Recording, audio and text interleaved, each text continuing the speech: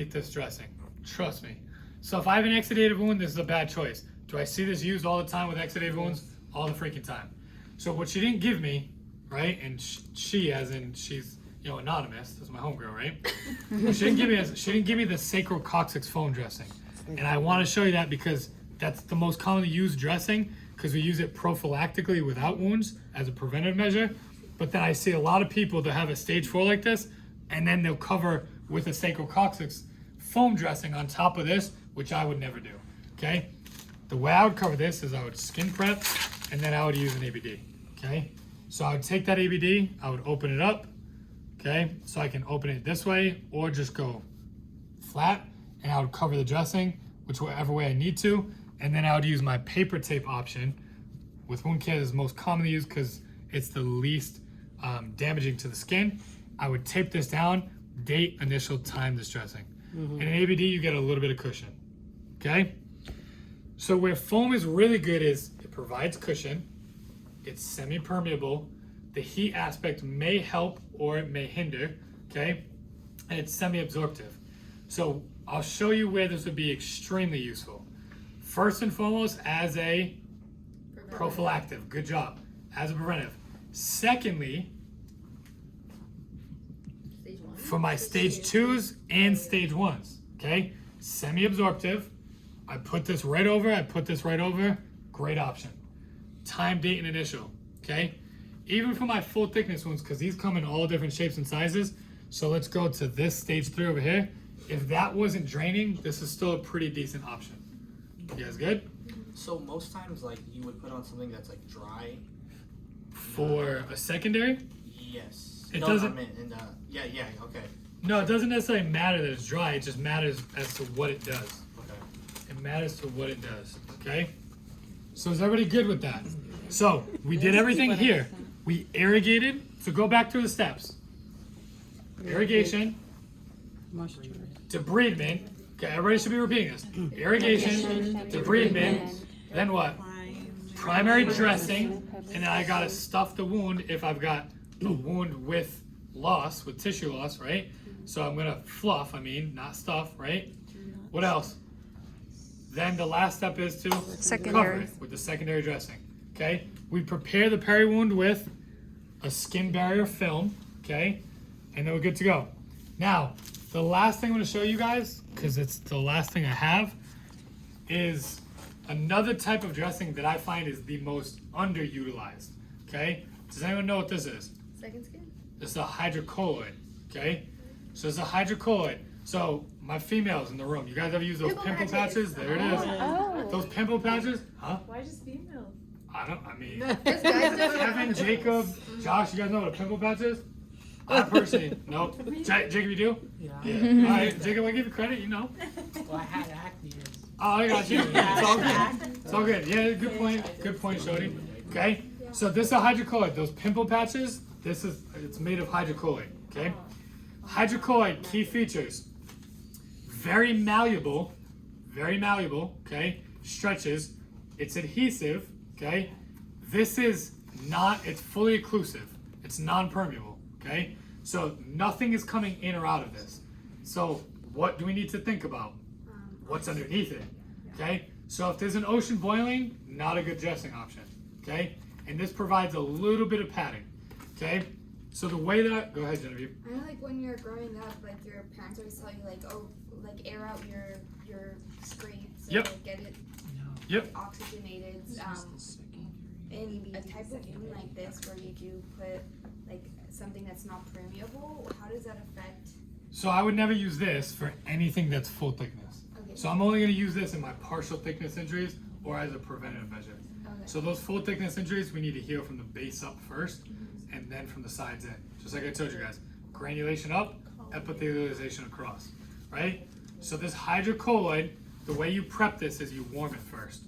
So you take it in between your hands, you warm up the dressing, okay? And then you can open it, which this one's quite old. So it's not even gonna split in the back, which, here we go, okay? And now I have my malleability, okay? Ruth, you missed that, okay? Right, you guys see that? So this is my hydrocolloid. this is the most underutilized dressing in the market, in my opinion. And I think there's a lot of good things that this can do. These are great for stage 2s. They're great for stage 1s. They're great for articulations. Touch it down. Give me your elbow. Give me your elbow, right? Great for articulations, right? Because it's malleable. So I put it over and I'm getting full adhesion, right? Really good option for articulations, right? So anything that physically moves. The other good thing about this dressing is you saw how easy it just came off. I can use, reuse. This is really good for skin tears, okay? So hydrochlorides are good stuff, but you don't want anything that's boiling underneath. So if I have drainage, not a good option, okay? Prevention, small partial thickness injuries. Ruth? Okay, question. Because when you're doing wound dressing, is it going, this is two-part, is it going to say like ABDs, hydrocolloid? You're saying within a protocol? Or no, like within the order, because you said it has to be in order for like the wound dressing. So a provider is never going to tell you anything we just did, Okay. right, in order. So if you had a nurse-driven protocol or an order set that the hospital standardized, it would tell you options to choose from. Okay. So it'd say like, use ABD or use foam. If not draining, it would tell you those options that you can use. Okay, so you're never gonna have to be like, I think this dressing's not the best suited for. So I would say you use your critical thinking to, like what we learned, to question those things. But most hospitals will have standardized protocols to guide you in what to use, but you have the option. But are those protocols ever trash? Like, are you ever like, that's not? I mean, I wrote the protocol at Valley Press, so I would say it's not trash. That's a little biased. That's a little biased, you know, but I'd have to see it. Oh, okay. I'd have to see it, yeah. Yep. Okay, so that's pretty much it. Oh, there's one other thing. Sorry, my last thing. This is super quick. So after that, I want you guys to touch and feel. We're good to go, right? Touch and feel. The last thing, I need a volunteer. Okay? Nicole, did you go yet today or no? Yeah. Okay, Kevin, you haven't gone. And Renzel, you never say anything. So I need Kevin. Kevin, I'll choose you. Okay, so we're gonna use Emma. You're quiet too. I see you, girl. Okay, so the last thing we're gonna do. The last thing we're gonna do, right? And Edith, you just picked up another interesting product. This is Mepitel 1. So go ahead, Edith, open that up. That's a really good product too. So this actually, Edith is a savage. Right? So this product actually is my preference for skin tears. Go ahead, Edith. Peel from the one side. Follow the instructions. I am Edith, trying. look at you. You're here, right? So one, you just go this way, right? So see this? Fully permeable. See all the holes? Okay. Adhesive and stretchy. So this is silicone based.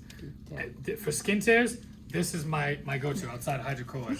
So if I had, you have a little hair, Edith, pull your sleeve, right? So let's say she had a skin tear. So with my Genevieve, stand up. What did your parents tell you to do with your scabs and cuts? Air them out, right? What do I have? Holes. Edith has got a skin tear. I'm just gonna prep it. I'm gonna clean it, and I'm gonna put this right over, right? Just like this. And this can remain. They might. This can stay in place. And look at that. She has a transparent dressing, which another key is I can see through it, and it's adhesive. And that can stay in place. It clean. It does. And it allows it to breathe. That can stay in place for up to 5 days. Is that what they use for tattoos now? Like when? They might, but I think they use actually Adaptic for tattoos. Oh. Yeah. You shower with it? You can shower with that. Yep. Yeah. Yep. All right, y'all ready? Last thing. Kevin's job here. Give the man some space. Okay? So we're going to culture the wound. We're going to culture the wound.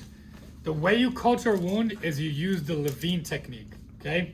So, Kevin, here's your wound culture. So this would be ordered by the provider to culture the wound. Okay? How can we culture a wound? 2 ways. A swab or, go ahead, Ruth. Like just a scoop? A tissue biopsy. Swab or biopsy. Are you guys, look at Kevin's like this. You guys are having problems opening it. We got jelly. Okay, come on up to the table. Okay, so this is a swab. Okay, so Kevin, show everybody what you have. Don't open it yet. So show them what's inside of the package. Hold it up, Kevin. Okay, so he's got what? He's got his swab, and then he has his gel matrix, which is his culture. Okay, so What he's gonna do is you're not gonna want to touch the swab because only that should touch what you're swabbing, right? So Kevin, just hold on to that for a second. I'm gonna ask the group a question. I'm gonna teach you the Levine technique, but before we swab the wound bed, okay, think about everything we learned today. If I had an order for a wound culture and we're gonna swab it, which is gonna be the vast majority of the time, do I prepare the wound bed first by cleaning it, or do I swab before cleaning? Swab before cleaning. Okay, raise your hand if you think we swab first. Does anyone oppose that train of thought? Emma, you're on the fence. No, it's a very fine. The only thing, which I think is you're supposed to do not like kind of looking clean tissue. So that's the only reason why, like, right? Because you want to make sure it doesn't look actively contaminated. Let's hear a second thought.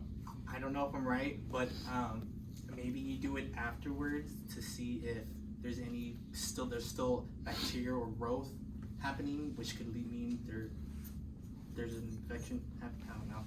Anyone else? Anyone else? Would you do Go ahead, Christina. two parts, like before and after, to see if it's progressing, or? What do we know about the bioburden? What is that It's biofilm? gonna be hot before. So do we know what it is? We might not know the microorganism, but do we know what it is? Yes, we do. What is the bioburden? It's a film of, do we want to know that, or do we want to know the tissue? We want to know that. What's the answer? You clean the wound or don't clean the wound? You clean the wound. You You clean the wound. Think about what I just said. We know what the bioburden is. It's microorganisms of a bacterial agent, right? I don't care about that. I want to get rid of that. Okay. I want to know whether or not the tissue is infected. So you need to clean the wound first, okay? What I just taught you, let's go back to that clinical example. 90% of people get that one wrong. They come in and they swab the tissue. Trust me, you're gonna see it. Clean the wound bed first. Go back through everything we did. So irrigate, mechanically debride, then do the swab, okay? The Levine technique, you're gonna take the swab, you're gonna find a healthy or the healthiest appearing tissue in the wound bed, okay? Kevin, what you're gonna do is you're going to take 1 to 2 centimeters of space, and look, Kevin, you're gonna compress to express, okay? So you're gonna push down to express a little bit of fluid, okay? And then when you push down into the tissue, then you swab across that 1 to 2 centimeter space. Good? I'm gonna open this up. Well, I want you to get that feel, so take that cap off. Twist and pull. Okay? Drop this right in. Straight in. Push all the way. Now look at the Q-tip. The Q-tip is in the gel. That's your culture. You put a patient label on there, put it in a biohazard bag, date, time, initial, send it to micro. Okay? So Levine technique. Okay? You press to express, right? The cleanest, healthiest tissue at the deepest wound bed, at the deepest wound base, and then you swab across. And then go straight into culture. Sorry, question. Why wouldn't you put it in here? So it's not a bad question at all, Edith. But the goal is you want to swab what you can see. Okay. Yep. Everybody good? Yeah. Okay. Jacob. Typically, like the healthy tissue you'd want to swab, would it be granulation? 100% yes. Yep. Go ahead. Touch and feel. We're good to go.